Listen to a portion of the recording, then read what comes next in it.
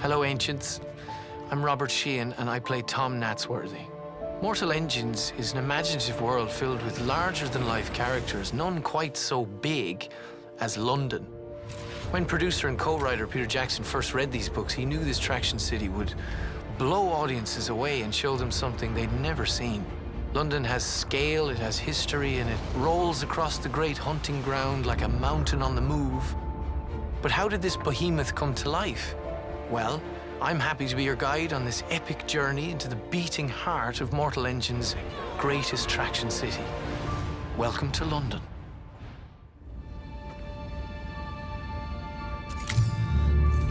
When I first read Mortal Engines, I really didn't know how you were going to create that on screen. It's really tricky because it's like, well, I don't think anyone's seen moving cities before. Predator City, 6 miles in closing. Get down now! We had to make some strong choices about designing London, and at some point we sort of had to just jump into the boldness.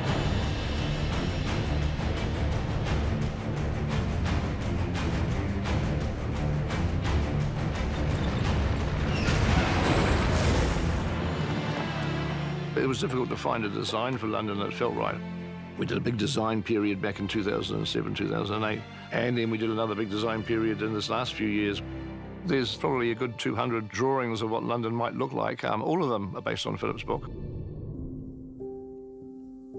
It was just an exploratory process. This is a future where we've had to reinterpret it looking back, but it can't feel like we've just bodged together bits and pieces. We had these great artists designing things. You're getting bombarded with all these different ideas from me and Peter and Fran and the production designer. We kept searching and searching for what felt right. The shape, the silhouette, the detail. We've been driven by the source material in the book and thinking of things in a practical sense rather than letting them be driven by an aesthetic quality. The tough thing about designing anything that's this futuristic is what icons do you honor? We kept pushing to create something that was sort of fantastically beautiful, but felt historical and grounded in reality. Christian thought this idea of London as a giant lion modelled on the Trafalgar lions. It's evolved to actually breaking those lions down and having them as sentinels either side. The design philosophy with this is that the city will really have a look and feel of a living being.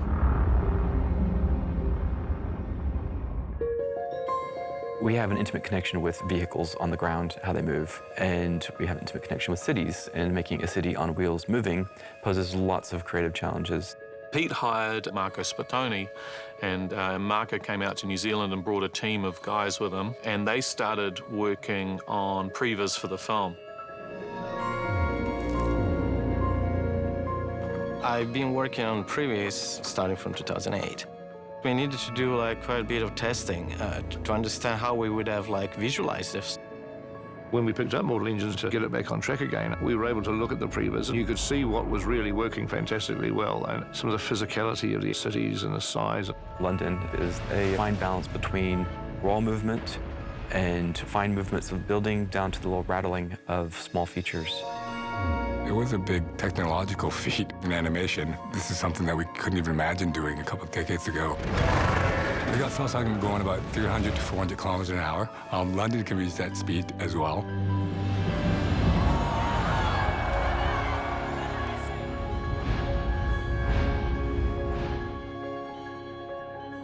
I think as designers, you are always trying to strip it back down to the reality, even if you're coming up with a really fantastical concept. Ultimately, any world that you're creating, it's only as good as the people that are making it. We kept pushing to really bring all those details to life.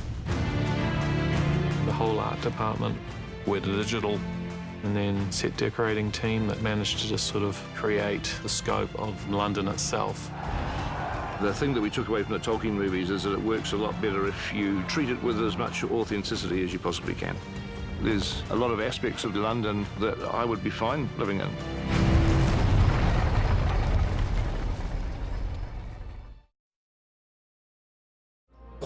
What an incredible feat, putting the city of London on wheels. Once you've been ingested, there's no going back. It's a new life for you, roaming the great hunting ground. At least that's how my character Tom would have seen it earlier in the movie. Everyone in London is part of a finely oiled system of tiers, a hierarchy. And it all started with author Philip Reeve's brilliant idea to stratify humanity aboard this mighty traction city.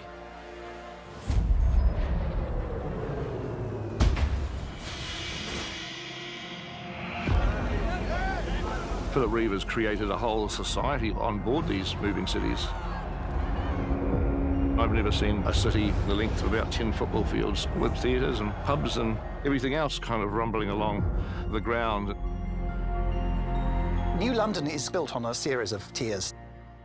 Down at the bottom, it's quite a big area. That's where all the refineries and the engine rooms and the smokestacks are, and all the big dismantling yards where they pull apart the towns they catch. That's where the poorest and hardest working people live.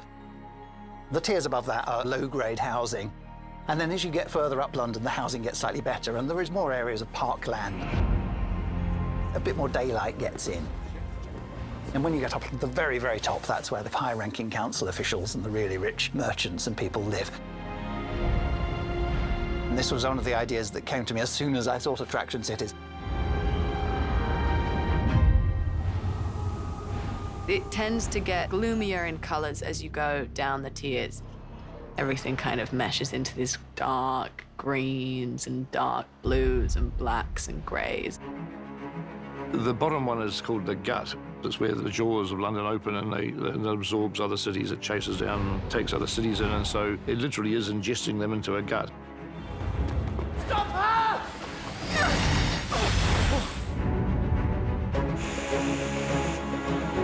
It's like going into the London sewers, you know, but a huge, wide space with a lot of smoke and a lot of flashing light.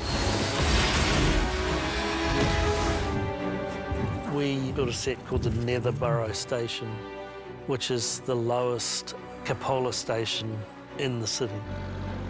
The cupola basically was inspired by London's double-decker buses. It's connected to effectively a London Eye wheel.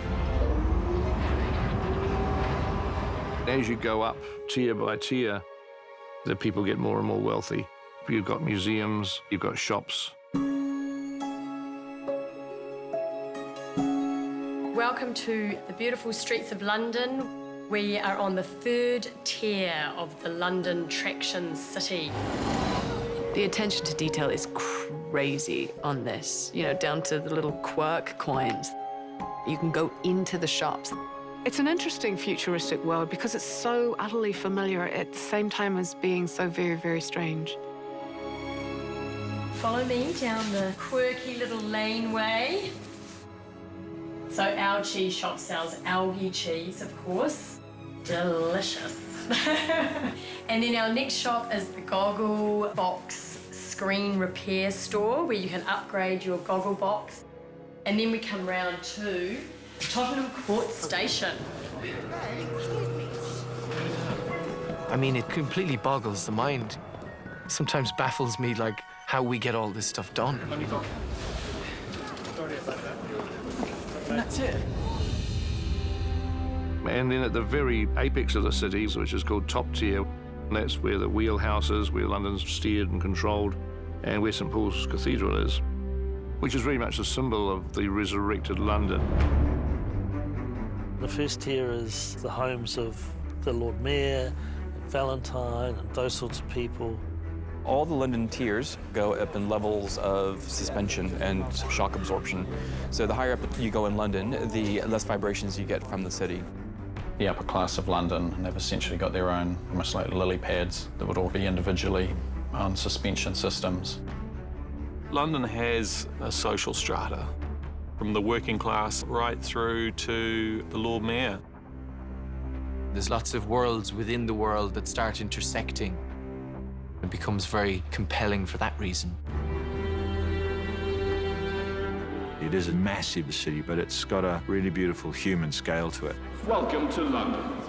Hierarchy is so connected to the world we live in today. So I think the world of London is actually very tangible. Tonight, London is going to demonstrate its new power.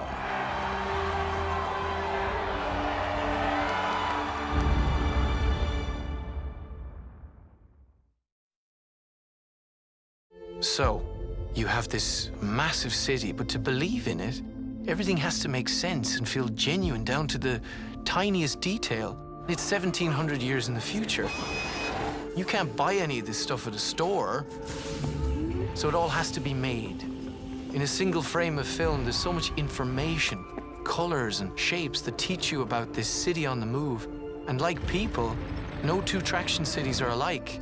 Costumes, props, set decoration, they all help turn this traction city into more of a character with a real personality. Well, I read the books probably 2004 or 5. The visual concept of London is absolutely incredible, and I badly wanted to see the film. You've got to imagine a world where there's no factories making things.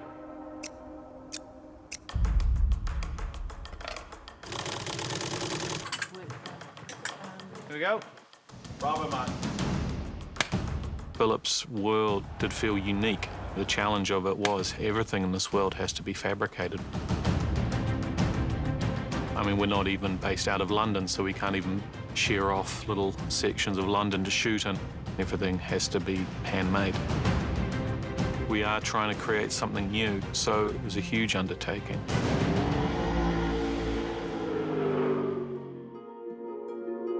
When we were making The Lord of the Rings, I remember everyone putting all their creative energies into something because the actual process of making the film was an adventure.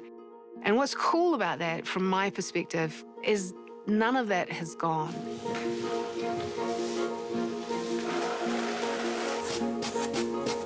This art department here is just unbelievably good.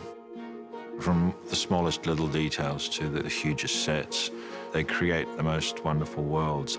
We are doing all the panels for Cleo House, where Catherine lives. We've done a lot of drawing of trees. Mostly it's sponging, colour, textile, print paste. Doing a lot of screen printing as well. London is comprised of bits and pieces, some of it from today's world, some of it from even junk from the future world. The detail is absolutely incredible. You want your audience to love the layers that we all bring to it. The design, the props, the set decorating. So we make a lot of what we do. Currently, I am fabricating goggle boxes. So they're like a viewing device, which will play some information on a screen. That's our great fearless leader, who's made out of polystyrene.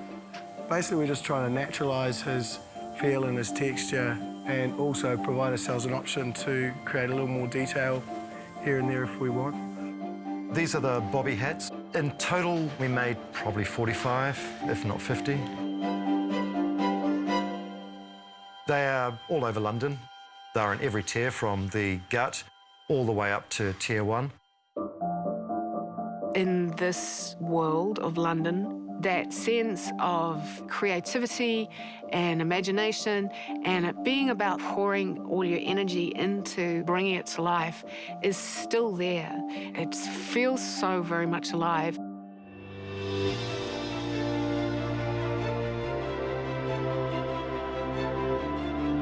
We have the best crews in the world. Everyone's trying to think of ways to problem solve and think of how to fully create worlds from nothing. They like the uniqueness of bringing London to life. It's like, yeah, well, I haven't seen that. No one's seen that. Wow, we could make that. Let's do it.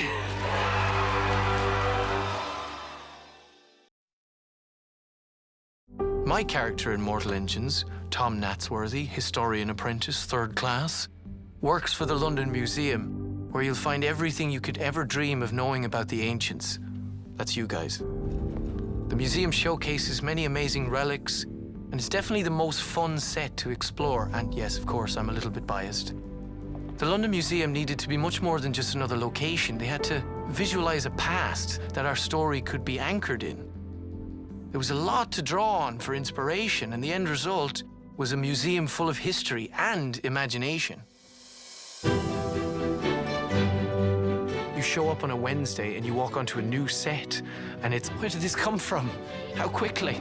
The museum set was beautiful. It's huge, it's gigantic. Yeah, it was breathtaking. Immediately, it's just the scale of it has the feeling of a museum. From the world of Mortal Engines, a lot of that history has been lost. No one knows the cause of it, no one knows why. So Dan Henner, our production designer, had to get his mind into the past, the present and the future. How do you create the interior of the Natural History Museum in London inside a much smaller space? So it was about taking the essential design influences from there and then reducing them in a way that you don't lose the overall feel of the place. We are currently at Stone Street A stage in the incredible museum set that Dan Henner and the incredible art team have put together. Really fast amount of time. We've got 67 sets, but we don't have 67 stages. Schedule was really tight. Something like 3 weeks to turn this studio around, bring this in, and dress it, of course. I think it's always fun in stories when you have moments where the characters can offhandedly mention something about the world that's common knowledge to them, but the audience doesn't know. That gives the audience a great hook to then build the world out in their imagination. Very few written records survived during that period. It may very well be they forgot how to read and write. Through the arch where you see the tech, where you see the mobile phones that have been sort of frozen and petrified. They can't understand why we relied on putting so much of our information into something that small and that vulnerable. The things that exist in a cloud, that knowledge went bang like that in the 60-minute war. So what was dug up, they're able to put back together like pieces of a puzzle in the London Museum. Most things were bought with the last 20 years of our technology in mind. So there's the displays of various TVs and iPads and computer games and various things that they think is representative of our world today, which gives us a chance to have some ironic commentary on our world.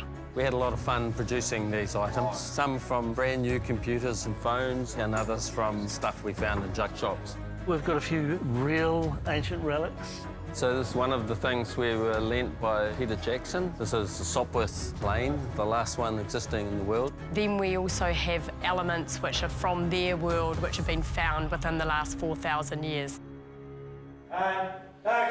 We come into the main hall. This is where you'll meet these two figures from a very popular piece of Hollywood history. And you see them sitting next to these amazing Greek statues. It's fun, really. I mean, the minions are classic. I was all over the museum. It's an opportunity to take the piss out of the 21st century a little bit. This cabinet is part of the book, which directly references the big hunting ground, which is what Europe has become. We move into the library section, which is just an extraordinary piece. And yesterday, I pulled out the first book, and it was the collected poems of W.B. Yeats. And it was The Midsummer's Day. Of course, Yeats has this incredible, quite hyper-magical sensibility. You met my dad. He's got more hair than me, though. The concept for this was to make it like a Fabergé egg, so you'd walk into this beautiful jewel of a room where the characters come in and reveal the secret doorway. I don't want to go up there. I'm afraid to go.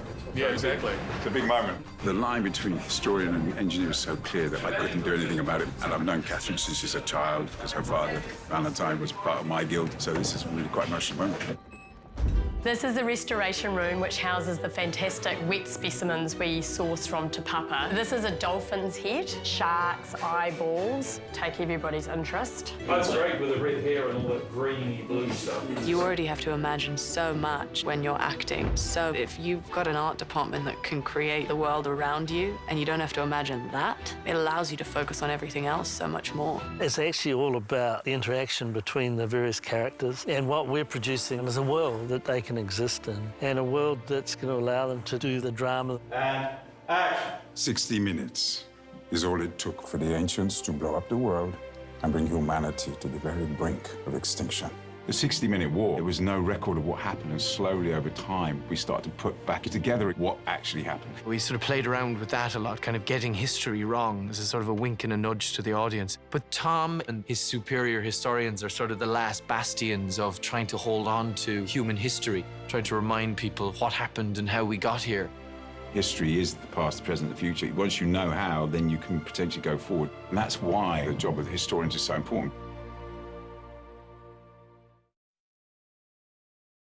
And finally, the moment you've been waiting for, St. Paul's Cathedral and Medusa. The idea here was to create something that blended the historical with the fantastical, a set that felt real since St. Paul's is real, but also a place that would be unique for audiences. This is also where Valentine's dreams for London burn the brightest, where Medusa is hidden. And who doesn't like visiting a movie villain's fortress?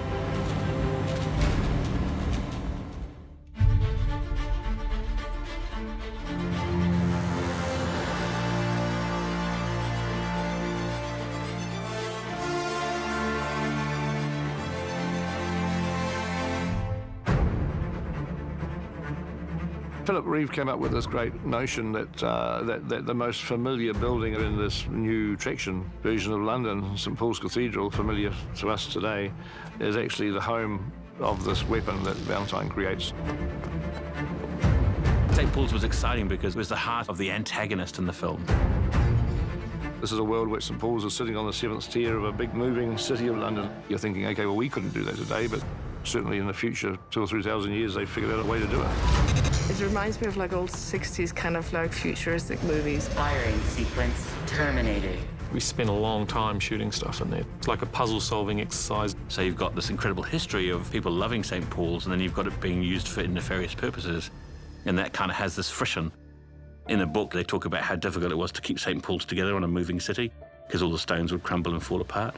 So it's finding that kind of balance between a reconstruction for the future and something that exists now. The first challenge to recreating St Paul's Cathedral is that we don't have a stage big enough to create it. We did a little bit of shrinking, but only a very little bit, like maybe 10%. There's this whole thing about the old stuff, like something that goes back to almost medieval. St. Paul's has been around for hundreds of years, so there's a mixture of stone and metal. We have all the stonework that has survived the 60-minute war, all these pieces that have been resurrected, and they've been held together by this metal that the builders of London have used to build their whole ship. We had this look of this sort of blue iridescent steel. It kind of stuck as an aesthetic which sort of trickled down through the rest of London. You also had Medusa as the sort of infectious mechanical thing that's now a part of it. It's where Valentine's using his power, and he's being corrupted by his own power to destroy huge populations. It's at the top of the city, so if you're going to fire a quantum energy weapon, it's good to do it from the very top. It's also a building in which he's able to build this weapon in secret. The reference of Medusa is really coming back to nuclear weapons in a way. It's like, do you want weapons this powerful? Do you really want to destroy the world all over again? In the book, it's described as like a cobra hood and also sort of orchid-like a flower, sort of the petals of the dome unfurling. We had all these sort of wonderful lighting tricks that we could do. There's all these different color stages that it goes through before it gets ready to fire. There's massive amounts of lighting cues. My lighting guy had blisters on his fingers just trying to program the lights in time for the scene. The rest of the weapon is the cables and control structures and everything that goes all the way up to the dome of St. Paul's. They've managed to get it to the point where it will fire out this electrical plasma-type beam. It would be pretty much a completely CG effect to sell how big the destruction is. Sci-fi sheds light on who we are and how we live and what we believe in a way no other genre can. You're projecting into the future or into an imagined world. As a result, you're somehow holding up the world in which we live. The world of Mortal Engines is a nutcase world to some degree, wonderfully nutcase, but you actually buy it, you believe it. There's something really cool about an imagined world. It's all about embracing the world. It's all about embracing the depth of the writing. We have our script, but we also have the novels to fill out the depth of the culture. And so it's not that different to Tolkien's world. It's still a world of fantasy. It's still a world you have to create and find. The thing that ultimately hooks you into any story when something's starting to feel true is when you get a sense of the characters interacting in the most natural way possible with this world. And you've lost the knob. This incredible scope and vision that they brought to London is just mind-boggling. They were completely at the reliance of the talents of everyone from our production designer to our concept illustrators to be as innovative as they could be. Creating a character like London was a huge undertaking and world-building process.